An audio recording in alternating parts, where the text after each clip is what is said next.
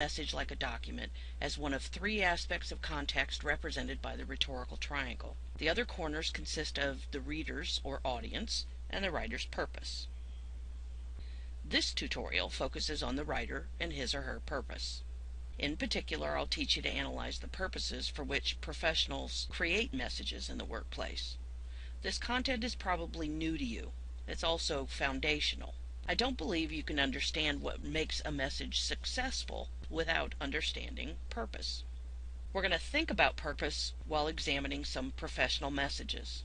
Eventually, we'll analyze an email update written by a project manager at a construction company.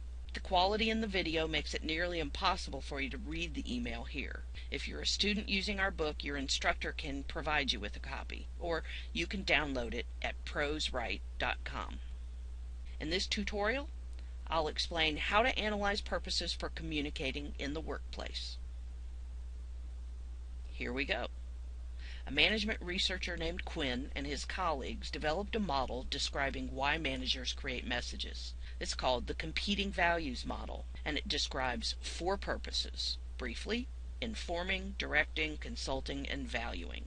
To help you understand the distinctions among them, let's categorize the purpose of four brief emails. All of them were written by the same person, a human resource professional. All of them have the same audience, the managers in his company with responsibility for hiring.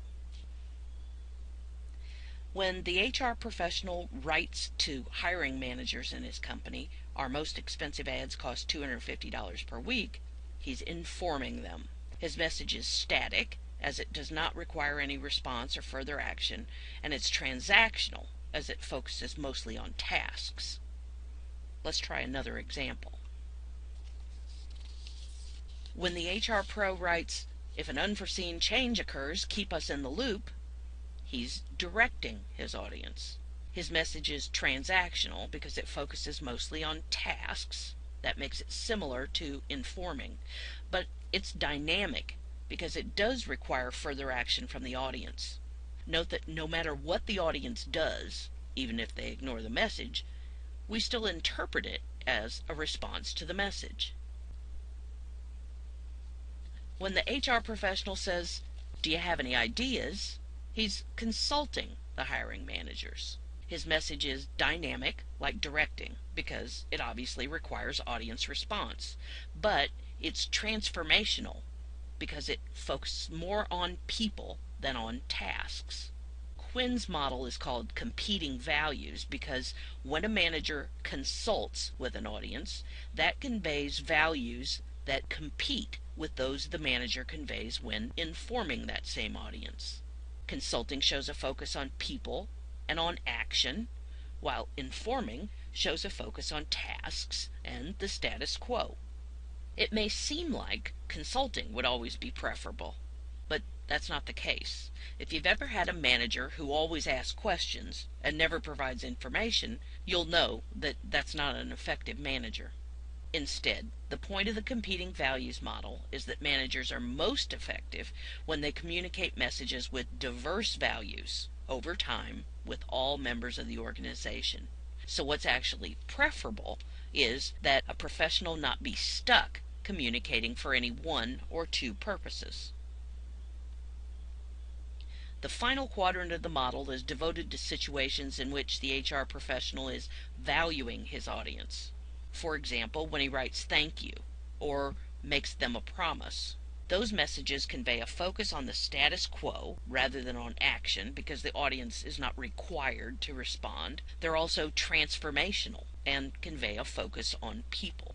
So, the competing values model helps us think about all purposes for workplace messages by categorizing them into four classes: informing, directing, consulting, and valuing.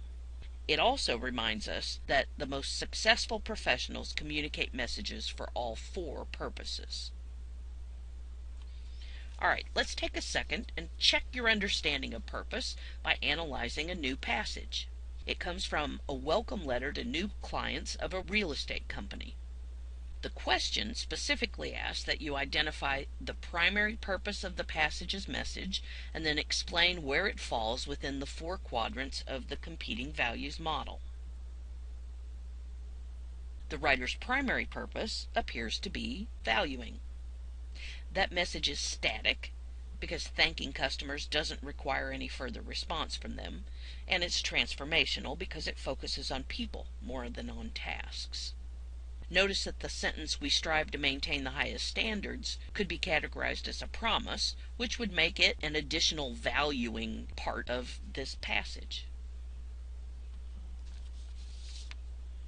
I noted a few minutes ago that professionals are most successful when they communicate for all four purposes over time with all organizational members. This, however, is not the case for a single message or document.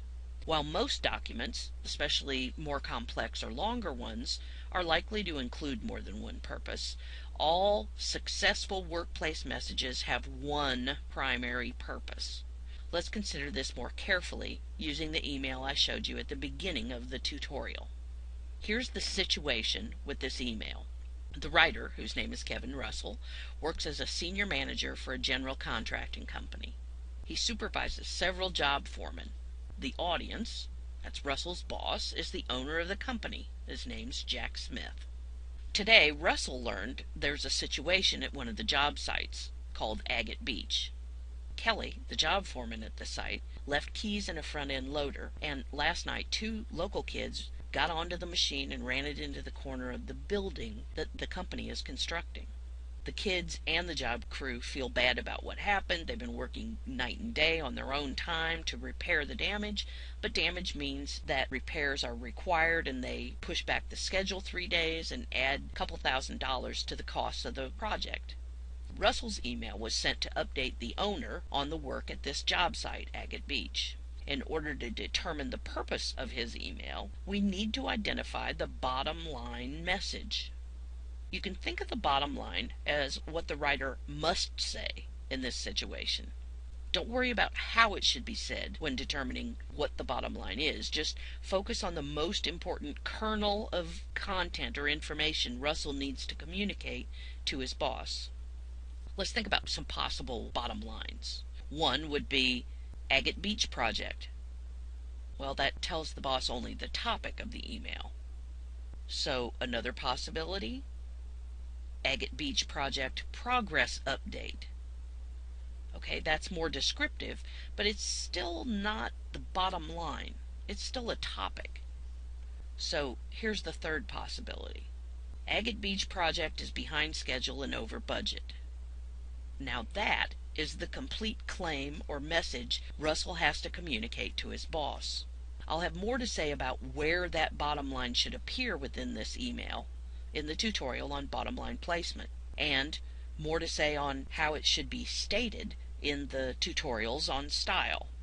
Now that we're clear about the bottom line message of Russell's email, we can categorize its purpose within the competing values model. Do you think it's informing, directing, consulting, or valuing? It should be pretty easy to rule out consulting and valuing, right? The difference between informing and directing is whether some action is actually required by the audience after reading this message. So, the bottom line, Agate Beach project is behind schedule and over budget. Does Russell's message require a response by the boss? No, it doesn't require one. That means the purpose of the bottom line and the email itself in this situation is informing.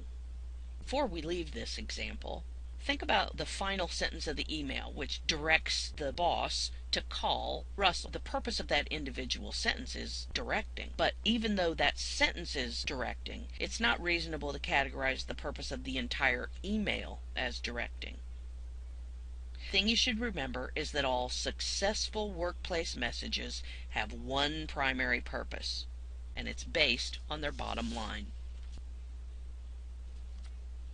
You now have the means to categorize the 4 purposes for all professional messages. Being clear about your own purpose when you write in the workplace is absolutely critical, even if you decide not to state that purpose clearly for your audience. This knowledge will also help you provide feedback to other professional writers, and providing such feedback is an important task for nearly all professionals. Along with audience, purpose is one of the foundations for understanding the context of a message. You must understand that entire context, so the writer's purpose, the audience, as well as the bottom line message, before you can determine the specific qualities needed to create a successful document. What that means is I'm going to mention purpose many times in other tutorials.